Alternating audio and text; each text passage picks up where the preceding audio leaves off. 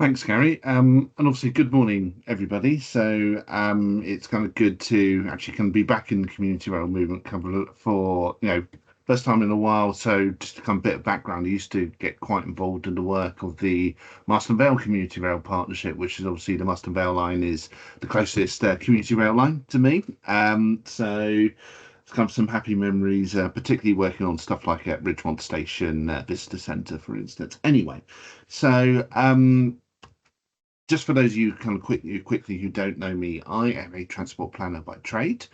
Um, and so obviously, if you kind of need a transport planner to kind of help you with strategy or other stuff, then I'm the kind of guide who you can speak to. But most recently, I've been working on a project funded by the Foundation for Integrated Transport, where I basically tried to explore the interplay between sustainable transport decisions and how we engage with councillors. Now, many of you probably know or have experience of engaging with councillors in one way or another. So some of this might not necessarily be news to you, but I thought that, if councillors are seen as like such a barrier in order to do stuff, surely it's actually better we kind of understand what motivates them and what are the kind of things which influence them. In addition, so we can actually, help to smooth out and kind of make better decisions as a result. So what I'm going to do is I'm going to quickly kind of go through some slides, which I have prepared for today. I am hoping that people can see those slides. Yep, that's brilliant. Okay. Um, and if ultimately I've written this up into a report which is called How to Make Friends and Influence Councillors. And the reason why I did this research actually was it's actually personal because I was a councillor. I was a town councillor actually. So for those of you who do know councillors, town councillors don't really have that much power, to be entirely honest. You certainly compared to your district councillors, your county councillors, your unitary councillors, and all sorts of other different councillors which we have in this country. But I, but the benefit of this experience is I got to see things from the other side, namely what's the most important thing to councillors when they are making decisions. And I worked on the council for 4 years. I kind of recently just had to give it up due to kind of work commitments and other things. So, which is kind of quite sad, but it's still a very personal bit of research. But of course, how we often think of councillors is usually something like this. If anybody has ever seen it's a Tumblr blog called Blum Councillors. I think it's been, and this is kind of pictures. What pictures have come from that, and it's a very stereotypical councillor face of they're usually pointing at potholes, they're usually pointing at rubbish bins, they're opening some small business, usually with the chains and the mayor with the chains and that, and they're doing generally kind of silly things. Now, of course, I know the experience of councillors is very much different to that, but there is kind of that perception whereby, kind of councillors are like these almost like well-to-do kind of well-to-do, well-meaning people who occasionally kind of do some silly things in order to um, raise awareness of what's fundamentally small issues. But we kind of know that councillors are much more different to that. They actually, many of them have quite extensive responsibilities as part of their work on councils, particularly if they're cabinet members, for like highways and transport, which is obviously a common one for us.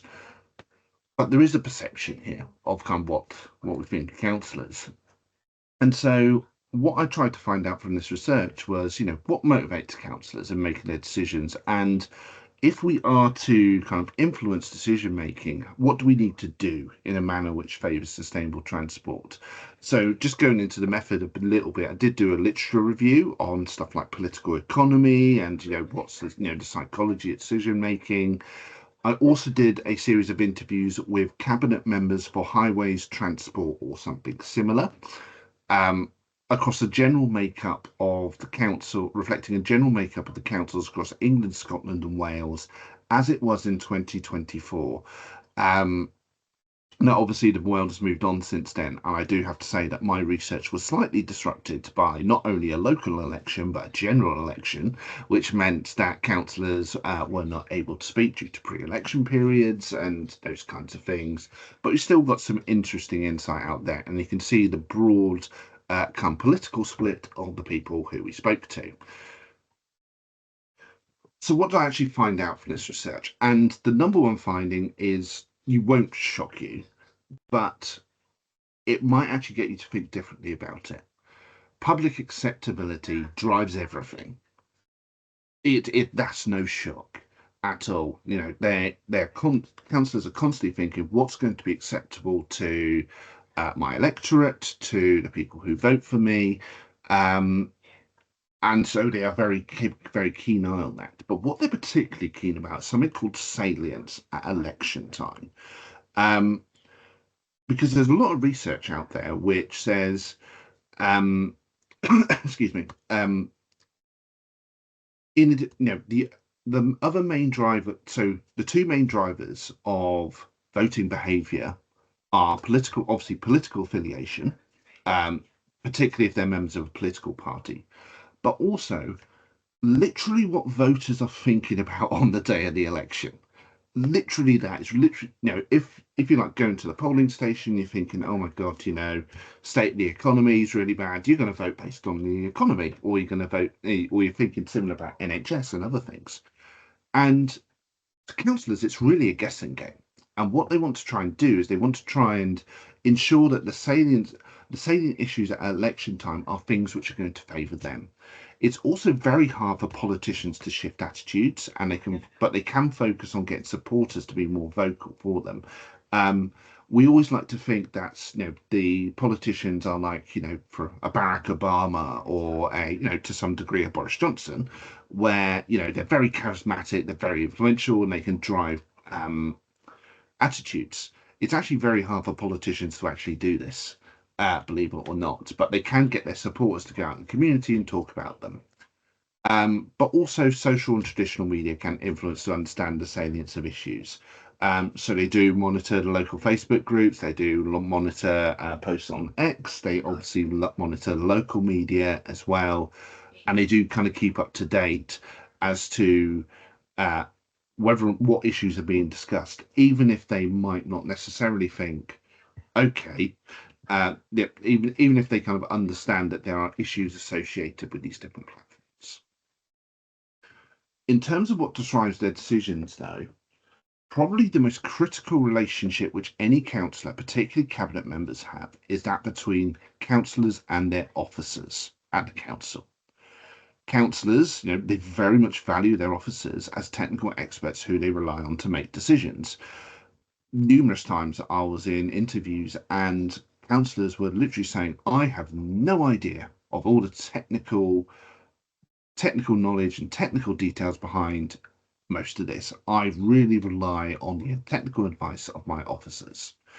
And they sometimes have a very wide remit. For example, most people who are kind of given the adult social care remit probably don't know the first thing about how adult social care is done, but they very much rely on their officers and they trust them.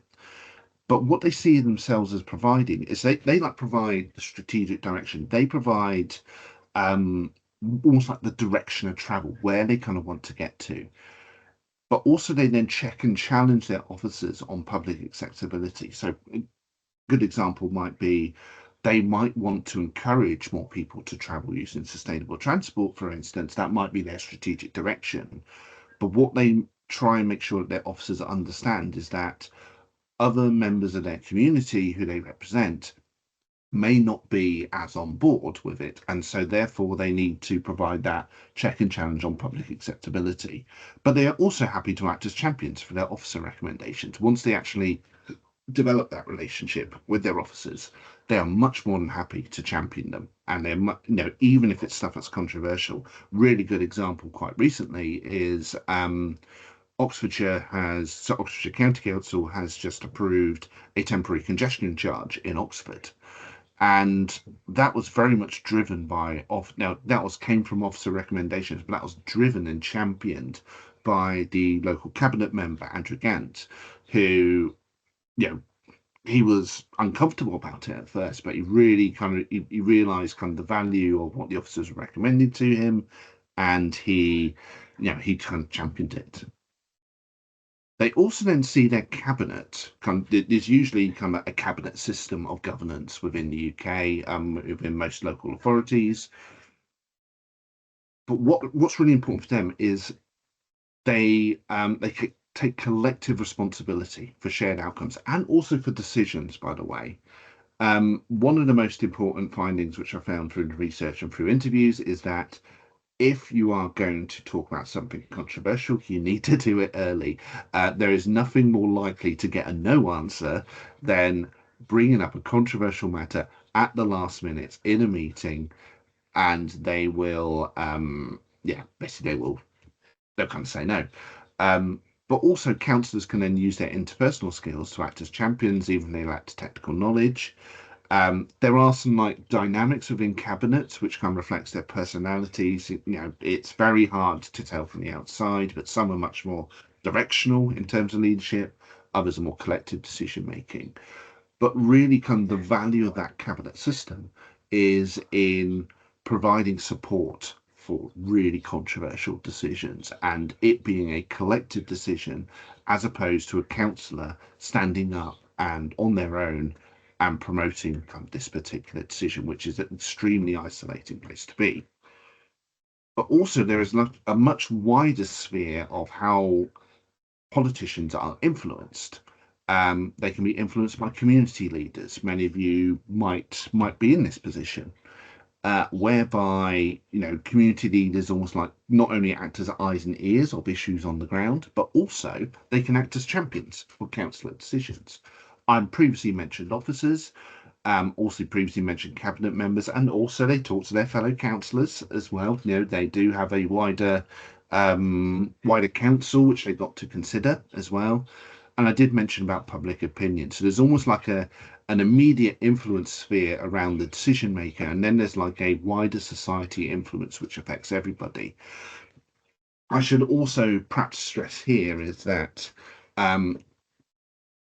councillors also have their own beliefs, they have their own norms, and they have their own behaviours. They have their own view on how the world should be, and that is very difficult to change.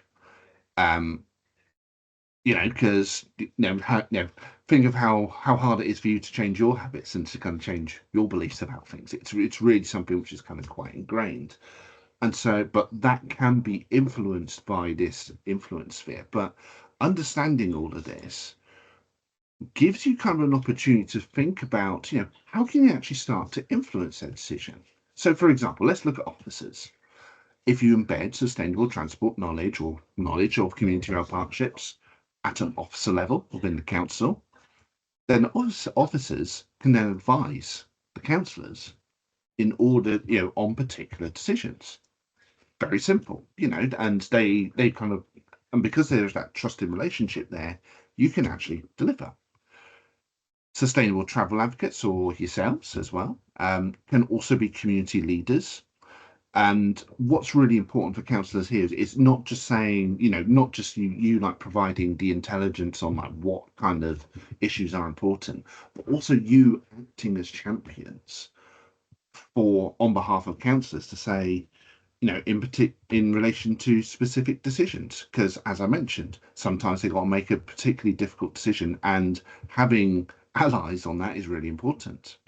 But also you can then make sustainable transport issues salient more towards election time. So you can use things like contacts in media or social media around election time, which helps to shift public opinion or get the public to think about sustainable transport issues around the time of the election. So doing stuff, for example, like posting like the great work of the Community Rail Partnership during an election campaign, may be particularly impactful. Although I can probably guess that when many of your partners are local authorities, that might create other issues, which I won't comment on. Obviously, your particular situations better than I do. Okay, so I've kind of given a very quick run through of all the research, and there is a report which I'll link to in just a moment. but what can you actually practically do? So, yeah, what can you practically do to help to influence councillors? First of all, is present how your plans can actually help them to achieve their election manifesto commitments. It's a really simple thing, but people so often don't do this. Number of times which I spoke to councillors as part of this research, and they said the most frustrating thing they've ever heard from officers is sit down in the first meeting and then they say, "What are your priorities?" And the councillors then respond, "I just fought an election on what my priorities are. It's out there in public. You should know this." And but it's what I'm kind of saying here is that it's kind of quite easy to understand what their election manifesto commitments are, and it's quite easy to then think about how what you can do is kind of plays into that. Yeah, provide support to them when difficult decisions need making. Nothing is more impactful to a councillor who's is stuck in a rowdy, let's say, public meeting about a particular decision, when someone stands up and say, "Actually, I don't agree with you on everything here, but actually this is a good decision and I support you." Do not underestimate the power of that. Provide a photo opportunity. I know many of you in the community rail community are very good at that, which is kind of an excellent way. Kind of kind of ticks their boxes for councillors. You also got to understand it's a learning relationship, so they need to learn stuff about you, but also you then need to learn stuff about what's important to them. And finally, use clear language and explain things very simply. They are struggling to take on a lot of technical detail as part of their work. And so explaining things very simply and in a clear language can help a lot. Now, I've just done a whistle stop tour of everything in this report. You can download it. I'll share these slides so you can scan the QR code for yourself. But yeah, otherwise, I am happy to take any questions. James, thanks very much indeed. That's incredibly interesting. I should have said at the beginning, I very selfishly even saved myself a visit to York because you were talking at the the Active York conference back in the summer, weren't you? And I wasn't able to make it, but I saw you on the agenda and thought that is something I want to listen to, and you haven't disappointed. So thank you very much indeed. Lots of insights. There's a couple of comments have gone in the chat. Is there anyone that would like to ask James a question or delve into anything a little bit deeper before he has to go? Pop your hand up or feel free to put something in the chat. Dave Clasby. Undo that. Okay. Yeah, thank you, James. It's always good to hear somebody who speaks from experience about engaging with councillors. I just wanted to, it's not so much a question really, it's to reiterate some of the key points. I would say common ground. So I was a partnerships manager for Sustrans for many years, and I've spent a lot of time talking to councillors about active travel, low traffic neighbourhoods, anything that restricts traffic. That's where you start to actually have an issue, but you can't deliver a sustainable or integrated transport revolution without also addressing the need to restrict traffic. So you have to find, if there it's possible, common ground. And as you say, research on your councillors, get to know. Whenever I meet a new councillor, the first thing I do is I look at their Facebook page, I look at all the surrounding things. What committees do they sit on? What are they interested in? If your MP is into running, Alex Norris, Nottingham North, then you've got a way in and you've got common ground. And the other one I would emphasise is it popular? One of my local councillors always used to say to me, "Dave, do 80% of people in that community want it? Where's the evidence? Show me the evidence." So one of the things I would also argue is community engagement. Actually, whether it's surveys or somehow that you demonstrate to that councillor that the suggestions that you're putting forwards are popular with the vote. And it's all about, when you've got a 30% turnout in a local election, if you're lucky, a small number of people can completely change, so they get very nervous. But brilliant about working with officers as well. So yeah, just a little additional contribution, really. Thank you, Dave. Much valued as always. Has anyone else got any questions they'd like to ask James before we let him go?